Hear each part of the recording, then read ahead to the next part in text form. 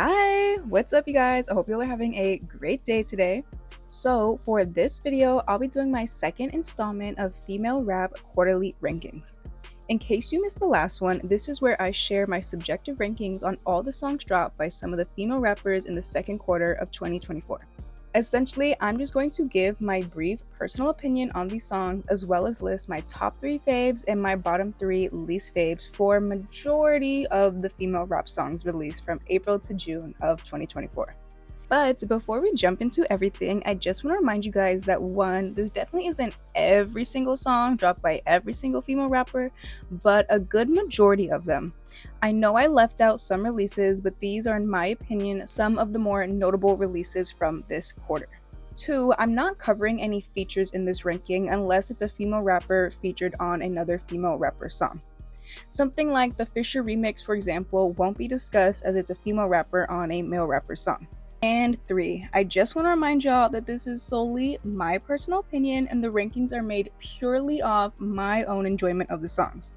My basis for judging these songs were to throw them all in a playlist and see which songs stuck out to me and which songs fell in the background in comparison to all the other tracks. If you disagree, that's completely okay, and I actually encourage you to constructively share your opinions below. Alright, I think I've yapped enough and we are ready to jump into it. I'm going to go through each song in order which they were released, and my final ranking of each will be at the end. Alright, so kicking off this comprehensive ranking with our April releases, let's start off with Glorilla and Megan Thee Stallion's Wannabe. I thought this was a good song to start us off as this song is a bop and a half. First of all, this is an excellent use of the sample. Like, the beat absolutely bangs, you know? This is the type of song that when it comes on in the party, everyone is immediately turning up to. When the song initially dropped and I first reviewed it, I think I said I wasn't like super fond of Glow's verse, but after some time's passed, I find myself turning up to her verse a lot more. Both of them came pretty hard on the song and delivered some pretty entertaining verses. So Wannabe did receive a remix a month later featuring Cardi B, and just to make things easier, I'm gonna go ahead and talk about the remix here opposed to with the May releases. So I think Cardi actually compliments the other girls really well here. You know, her verse doesn't sound out of place at all. I also think Cardi came pretty hard and matches the girls' energy perfectly. I will say I wish the girls had recorded an outro with Cardi because it feels so weird for her to do it by herself. Also, I do find myself gravitating towards the original opposed to the remix on this playlist, but the remix is not bad by any means. Overall, I thought each girl delivered a great verse for an all-around solid bop. The beginning of April brought us Doja Cat's Claude or Scarlet 2. Now for this album, as well as some of the other albums released this quarter, I'm just going to keep it easy and pick one of my favorite songs off the album to represent the whole project to discuss. I know many of y'all probably would have picked OK Loser to represent the album as it was one of the singles, but I prefer Urge, so we're going to talk about Urge today. I think what I like about Urge is that I feel Doja's personality really shines here. The delivery of the song is kinda unserious and funny, which is really on brand for Doja. Like the opening being, F them kids, is literally hilarious. I find myself saying, don't make me untie my do-rag a lot because of this song. I also really like the funky kind of beat that she has going on with this song. It definitely helps the track stand out compared to some of the others on this playlist. Also, the chorus likes to find a way to get stuck in my head throughout the day, so I gotta give her points there. I know the song features A$AP Rocky, but I do think I would have appreciated another verse from Doja here. Nonetheless, I definitely enjoyed Doja on this song. Next up on the docket, we have Young Miami's second single this year overall, Can't Fuck With Me.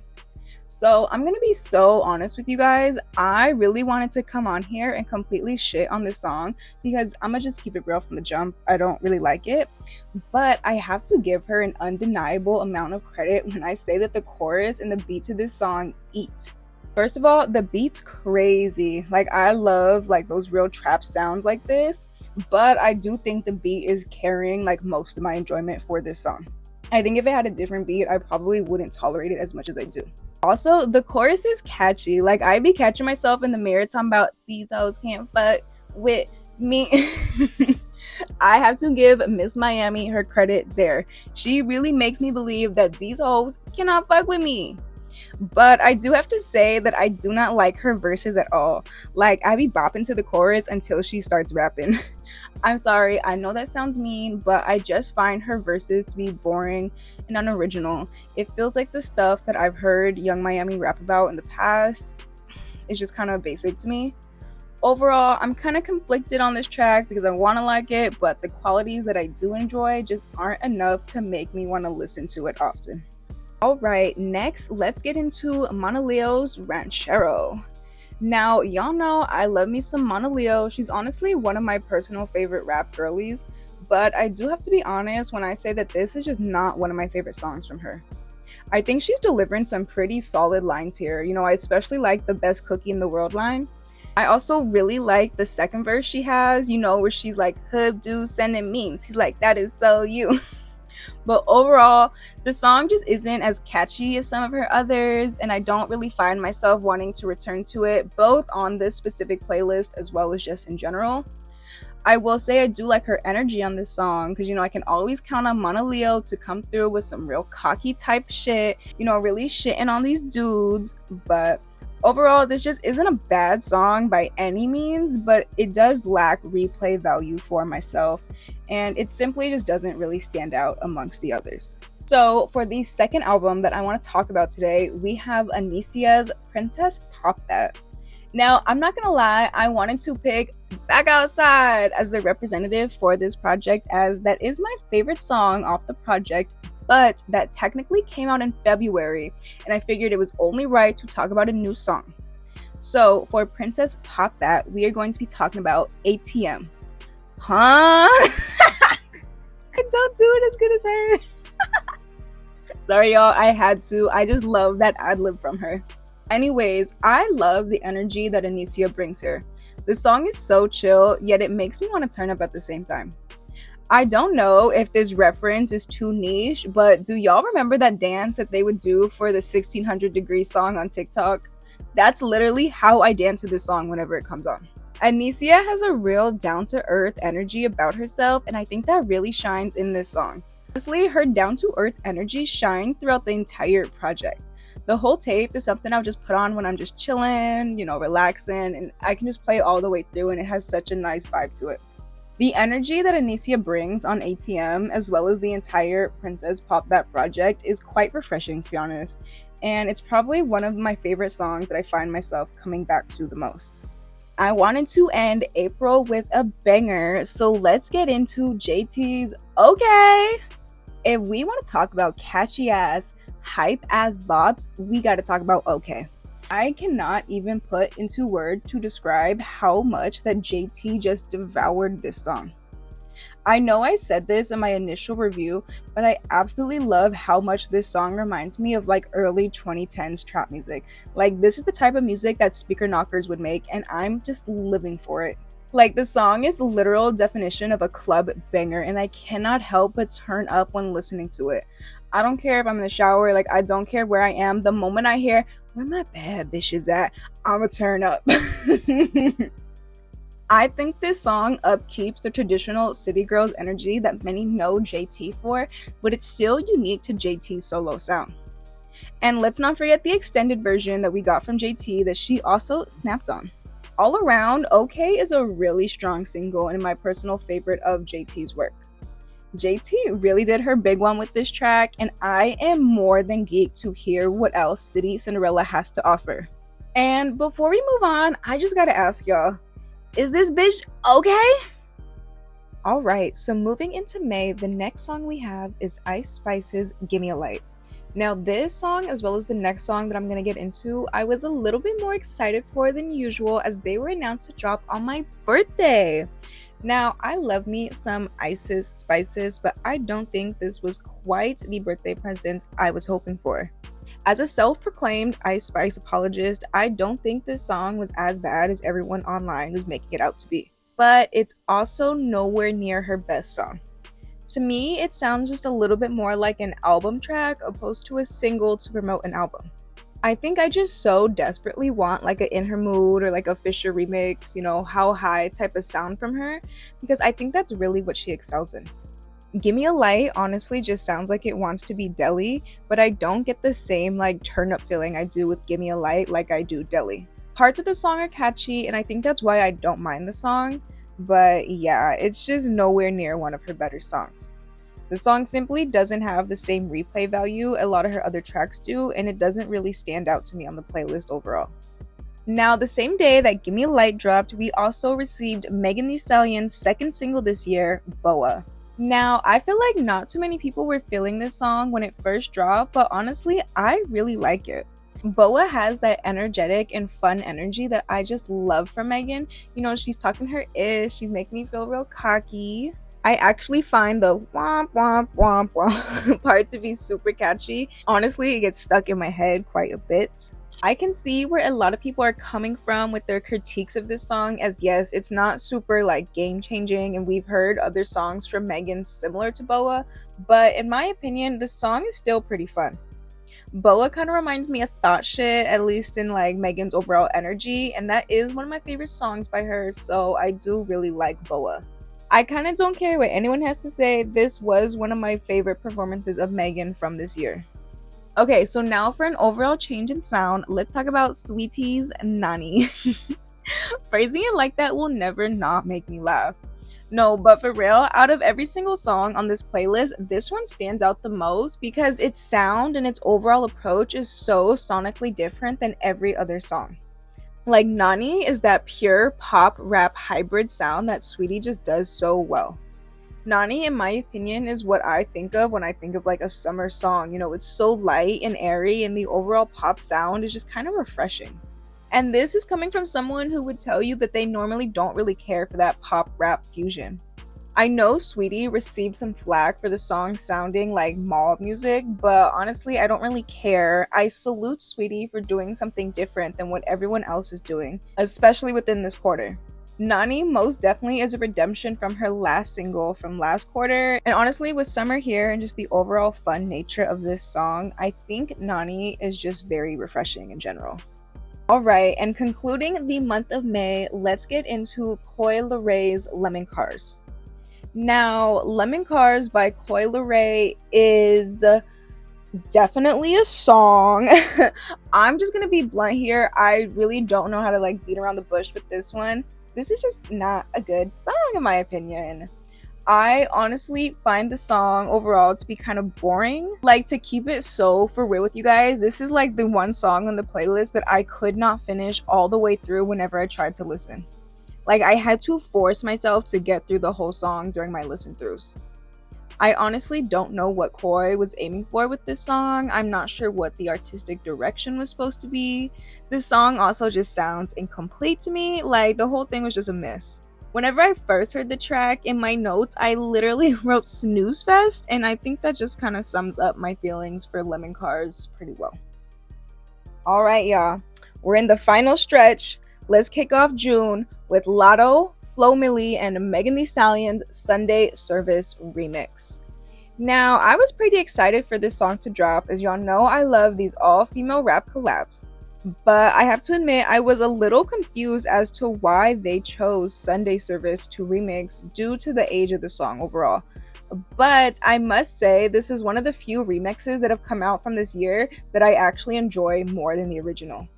First of all, the way the remix opens with, "Do you rap or do you tweet? Cause I can't tell, get in the booth." It's so hype. Like, I wish the OG opened up like that. I also really like both Flo and Megan's verse here. I think when it first dropped, I really wasn't feeling Megan's verse the way I kind of wanted to, but the more I listen to it, the more I'm like, oh nah, she's like spitting here. To be honest with you, my biggest critique of the song is that I wish Latto had added an additional verse here and, you know, really like remixed the song. But overall, I'm not mad about this link up, and I thought each girl here held their own pretty well. Next up, let's get into Ice Spice's second drop this quarter, Fat Butt. So I'm gonna keep it so real with y'all from the jump. I really don't care what anyone has to say about this song. I think it is a motherfucking bop. I love the way that she switched up her typical sound here. You know, she kind of traded in that common drill beat for a little bit of that trap influence, and I personally think that it really paid off for her. I know the song isn't super like revolutionary, but when it comes to Ice Spice, I just want to bop. Body yada yada. No, but for real, I think she was talking her ish on Fat Butt. I really like her energy. Like, this is a bop. The song definitely gets me hyped up, and I would be lying to y'all if I did not admit that Fat Butt put my pants up, Fat Butt put my pants up doesn't live in my brain rent free. I think that Ice Spice definitely redeemed herself from Gimme a Light with Fat Butt, and I'm very excited to talk about Y2K as a whole next quarter. Alright, next up on the docket, we have Glorilla's highly anticipated TGIF. Now, to be so for real with y'all, this is undeniably the female rap summer anthem of 2024. I don't care what no one says. Like, when this song comes on, it is hard as hell not to bop to. Like, Glow absolutely killed this track. From the beat to her cocky lyrics to the catchy chorus, her overall delivery, like Glow literally perfectly curated a hit for herself. Like, this is just one of those songs that you can put on at a pool party or something and everyone's just gonna start turning up. I also thought she had some pretty clever lyrics in here. You know, I really like the one where she says like, Yeezy shirt, I'm wet. You know, Glow has really been making a lane for herself with a lot of these releases. You know, they're kind of like party, turn up type songs. And I think this is a lane that she really fits well in.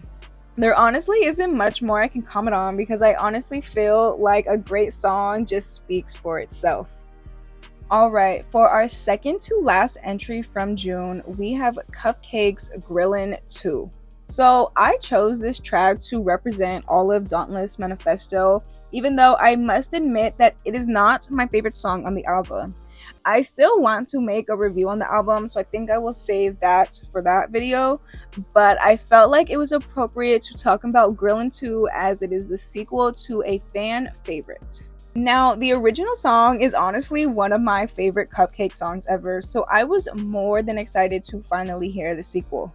Saying Cupcakke came hard on this track almost feels like an understatement because when she said she was grilling, she motherfucking meant it.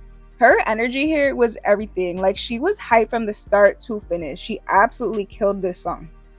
As always, Cupcakke delivered some crazy bars on this song. If any of y'all know Cupcakke, y'all know she always has very witty and like humorful lines, and this track is just a great example of this. One of my favorite lines that always sticks out to me, I think she says, I don't do no exes, I still call that shit Twitter. Fucking love it. I will say, compared to the original song, the sequel is not my favorite. I do prefer the original track, but overall, Grillin' 2 was definitely a highlight for me, and Dauntless Manifesto as a whole is probably my favorite album dropped this quarter. I think the whole thing from start to finish is really, really great, and I can't wait to dive deeper into it in a whole different video. And for our final entry this video, we are going to be talking about Megan Thee Stallion's new album, Megan. Now, I'm not gonna lie, it was a little difficult picking one song from this album to represent, but I think so far I would have to say that my favorite track is Otugu Hot Girl. Y'all, forgive me if I butcher that pronunciation. I think I'm gonna just call it OHG going forward. Anyways, this song really sticks out to me for its unique beat. I just think it is so on brand for Megan to like rip an anime beat like this. Like, she is rapping her ass off on these verses, y'all. Also, I cannot think of many rappers in general who could like body a beat like this, and she makes it sound so natural. I'm not even like an anime watcher, but I can recognize quite a few of the references that she's making in this song, and I think that's really dope, especially that Sasuke Avi line. OHG is just so unique from not only a lot of Megan's work, but just every other song on this whole playlist. I love hearing just different things in music, you know, things that people aren't really doing, and so I think it's really dope to hear Megan just rip a beat like this. Now that we have concluded this comprehensive ranking and review, let's go ahead and get into my top 3 favorites and my bottom 3 least favorites. Before we jump into the rankings, I just want to take another moment to remind y'all that this is not objective. This is simply my personal rankings of the songs based on my own personal enjoyment. So with all that being said, I've consulted with the judges, but the final decision is mine to make. Starting with our bottoms, in third place, we unfortunately have my good sis, Ice Spice with Give Me a Light. Second place goes to Young Miami's Can't Fuck With Me. And the worst song of the second quarter of 2024, the queen who must sashay away, is Leray and her song Lemon Cars. And on to the top songs of the quarter. In third place, we have Glorilla and Megan Thee Stallion's Wannabe. In second place, we have Used to Be Down Bad, but now she okay, Miss JT. And finally, the top song of the quarter, the winner of a beautiful benefatress badge, we have Anycia's ATM. Now Prince, my queen, Prince! Quick interruption, I just quickly want to acknowledge some honorable mentions, as picking my personal 3 favorites were a little tricky this quarter. You know, I really like a lot of these songs.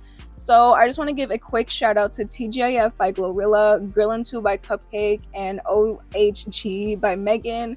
I really love these tracks, but I just think not enough time has passed to really place them in my top 3.